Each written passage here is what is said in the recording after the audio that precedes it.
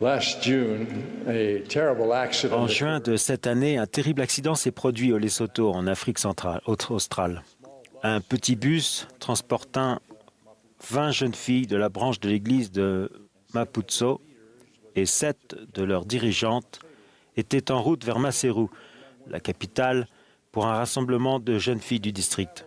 Tôt le matin du 21 juin, alors qu'ils circulaient sur une autoroute à 2 voies, une voiture venant dans la direction opposée qui tentait de passer un autre véhicule s'est retrouvée dans la voie occupée par l'autobus. Il était alors trop tard pour éviter une collision frontale et en quelques secondes, les 2 véhicules se sont percutés, ont quitté la route et ont pris feu. En tout, 15 personnes sont mortes dans l'accident, dont 6 jeunes filles, 2 dirigeantes des jeunes filles, le président de branche et sa femme. Les victimes, les membres de leur famille et leurs amis ont traversé toutes sortes d'émotions, dont des épisodes de colère, de dépression et même de culpabilité. Malgré ces sentiments et des questions restées sans réponse, ils se sont consolés les uns les autres et se sont tournés vers Dieu pour trouver du réconfort par la musique sacrée, les Écritures et la prière.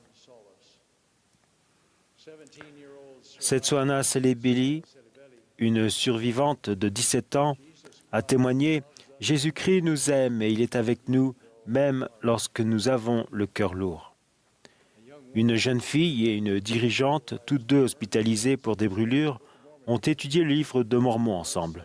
L'une d'elles a dit « Dernièrement, nous avons lu les paroles de Moroni et il dit exactement ce que je ressens.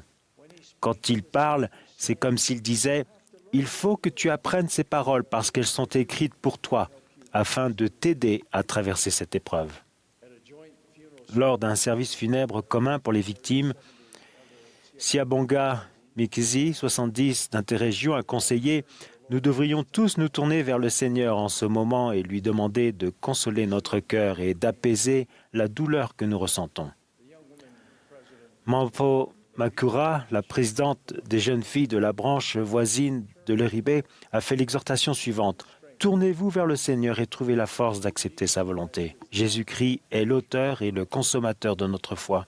Ne détournez pas le regard, mais regardez vers lui. » Regardez vers lui. Ces paroles font écho au conseil d'Alma à son fils Elamant. Veille à regarder vers Dieu et à vivre. Alma a cité en exemple l'expérience de Léhi et de son peuple avec le Liaona. Car voici, il est aussi facile de prêter attention à la parole du Christ qui t'indiquera le chemin direct de la félicité éternelle que pour nos pères de prêter attention à ce compas qui leur indiquerait le chemin direct de la terre promise. Alma a dit, s'ils regardaient, ils pourraient vivre. Et si nous regardons, nous pouvons vivre à jamais. Lors d'une autre occasion, Alma a cité l'exemple du serpent d'airain qu'avait brandi Moïse lorsque les Israélites d'autrefois étaient affligés par des serpents brûlants. Le Seigneur a dit à Moïse de façonner un serpent et de le hisser sur une perche, avec la promesse que quiconque aura été mordu et le regardera conservera la vie. Alma a expliqué que le serpent d'airain était une préfiguration ou un symbole du Christ qui serait élevé sur la croix. Beaucoup regardèrent et vécurent, mais d'autres étaient, selon les paroles d'Alma, si endurcis qu'ils ne voulurent tout simplement pas regarder et périr.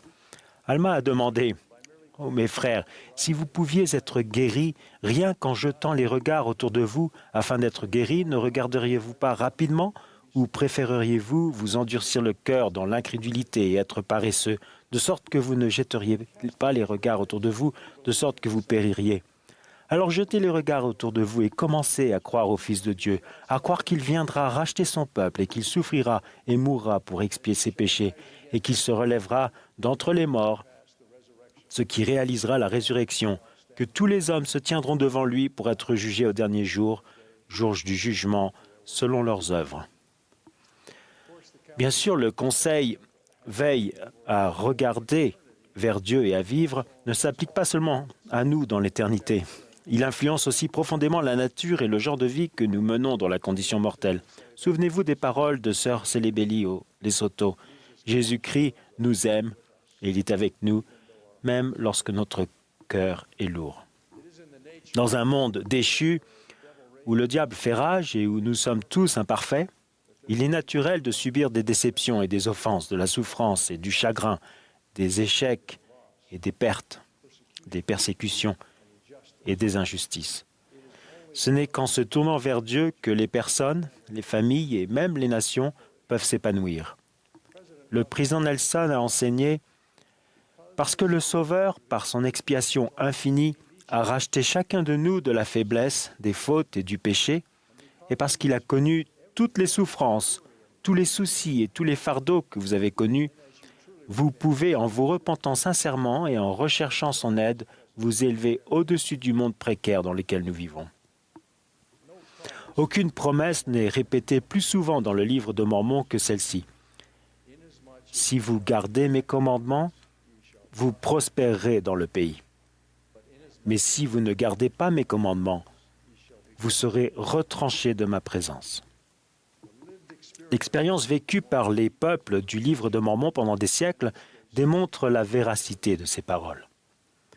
Prospérer signifiait profiter des conseils et des bénédictions des cieux dans leur vie. Prospérer signifiait atteindre un niveau de bien-être économique qui leur permettrait de se marier, d'élever des enfants, de subvenir à leurs besoins vitaux, parfois en abondance, et de subvenir aux besoins d'autrui. Prospérer signifiait être capable de surmonter les difficultés et les épreuves. Par la grâce du Christ, toutes choses ont concouru à leur bien, les ont raffinés et ont approfondi leur relation avec lui. Alma a expliqué que se tourner vers Dieu, c'est respecter ses commandements, crier continuellement vers lui pour qu'il nous soutienne, le consulter dans toutes nos actions et remplir notre cœur de remerciements jour et nuit. Les commandements et les conseils de Dieu se trouvent dans les Écritures et dans les paroles de ses serviteurs. Les principes et les idéaux énoncés dans la famille, déclaration au monde, en sont un excellent exemple. Les conseils qui se trouvent dans le livret « Jeunes, soyez forts » en sont un autre.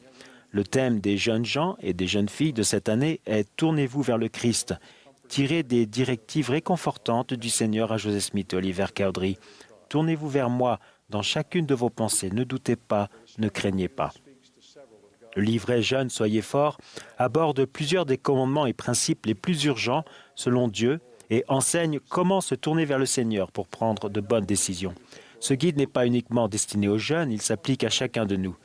Parmi les exemples les plus importants, « Jeunes, soyez forts » comporte des directives primordiales dans le chapitre intitulé « Ton corps est sacré ». Elle recommande « Sois respectueux à l'égard de ton corps et de celui d'autrui. Quand tu choisis tes vêtements, ta coiffure ou ton style, demande-toi « Est-ce que j'honore mon corps comme un don sacré de Dieu ?» Jeunes, soyez forts ajoute « Tiens la sexualité et les sentiments sexuels sacrés. Ils ne devraient pas être des sujets de plaisanterie ou de divertissement. En dehors du mariage entre un homme et une femme, il n'est pas correct de toucher les parties intimes et sacrées du corps d'une autre personne, même habillée. Lorsque tu choisis ce que tu fais, regarde, lis, écoute, pense, publie ou envoie par message, évite tout ce qui suscite délibérément des émotions lascives chez d'autres personnes ou toi-même. » Cela rappelle l'exhortation récente du président Nelson. Peu de choses vous compliqueront la vie plus rapidement que la violation de cette loi divine de la chasteté.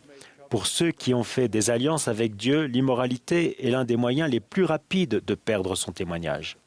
Le pouvoir de créer la vie est le seul privilège de la divinité que notre Père céleste permet à ses enfants d'exercer ici-bas. Dieu a donc fixé des règles claires pour l'utilisation de ce pouvoir vivant et divin.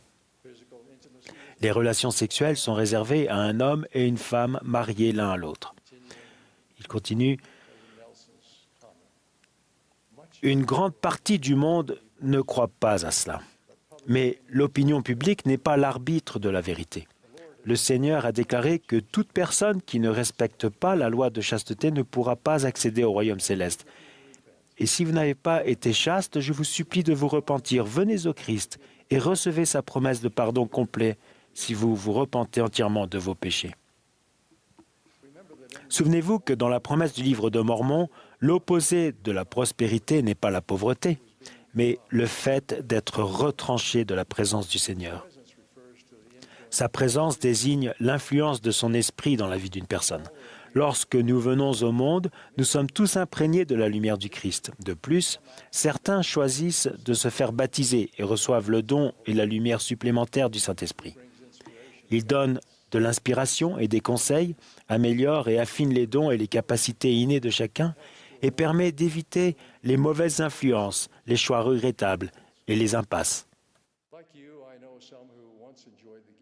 Comme vous, je connais des gens qui autrefois bénéficiaient du don du Saint-Esprit, mais qui, parce qu'ils n'ont pas respecté les commandements de Dieu, ont perdu cette bénédiction. Il me vient à l'esprit l'un d'eux, dont le statut de membre de l'Église avait été annulé pour cause de transgression. Il a dit qu'il s'était d'abord senti offensé, il se sentait jugé par des dirigeants imparfaits, il savait que sa propre conduite avait été mauvaise, mais il la justifiait en pointant du doigt les fautes et les faiblesses d'autrui. Au bout d'un certain temps, il s'est senti à l'aise dans un mode de vie en dehors de l'Église, libéré des responsabilités liées aux appels, des attentes concernant la participation au service de culte et de la responsabilité de servir autrui. Ça a continué pendant un certain temps, mais il a commencé à ressentir de plus en plus vivement l'absence du Saint-Esprit ou de la présence de Dieu dans sa vie. Par expérience, il savait ce que c'était que d'avoir jour après jour le réconfort, l'inspiration et la confiance née de l'Esprit, et cela lui manquait. Finalement, il a fait ce qui était nécessaire pour se repentir et se qualifier de nouveau pour le baptême d'eau et d'esprit. Il semble qu'il n'y ait pas de fin aux différentes sources vers lesquelles les gens se tournent pour trouver du sens, du bonheur et de l'aide dans la vie. La plupart regardent au-delà du point marqué, mais nous n'avons pas besoin d'être des enfants flottants et emportés à tout vent de doctrine ou de mode. En nous tournant vers Dieu, nous pouvons trouver la paix dans les difficultés. Et notre foi peut continuer de grandir, même dans les moments de doute et de difficultés spirituelles. Nous pouvons recevoir de la force face à l'opposition et à l'isolement. Nous pouvons réconcilier l'idéal avec la réalité présente. Il n'y a vraiment pas d'autre chemin que celui que Dieu lui-même a ordonné. Tournez-vous vers moi et vous serez sauvés, vous tous qui êtes aux extrémités de la terre, car je suis Dieu et il n'y en a pas d'autre. Se tourner vers Dieu signifie qu'il n'est pas seulement l'une de nos priorités, cela signifie plutôt qu'il est notre priorité absolue. Je repense encore à l'horrible accident qui s'est produit au Lesotho en juin dernier. Depuis son lit d'hôpital, une dirigeante des jeunes filles rescapées, qui ne croyait pas en Dieu avant de se joindre à l'Église, a expliqué que son objectif est maintenant de comprendre pourquoi elle avait été épargnée.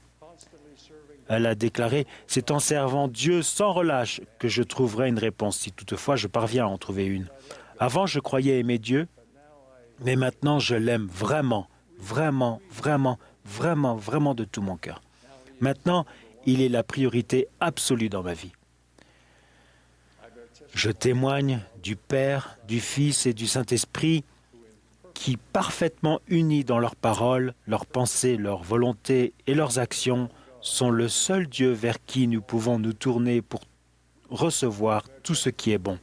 Je témoigne de l'expiation de Jésus-Christ, d'où vient le pouvoir d'accomplir la merveilleuse promesse « Regardez vers moi et persévérez jusqu'à la fin, et vous vivrez. Car à celui qui persévère jusqu'à la fin, je donnerai la vie éternelle. » Au nom de Jésus-Christ. Amen.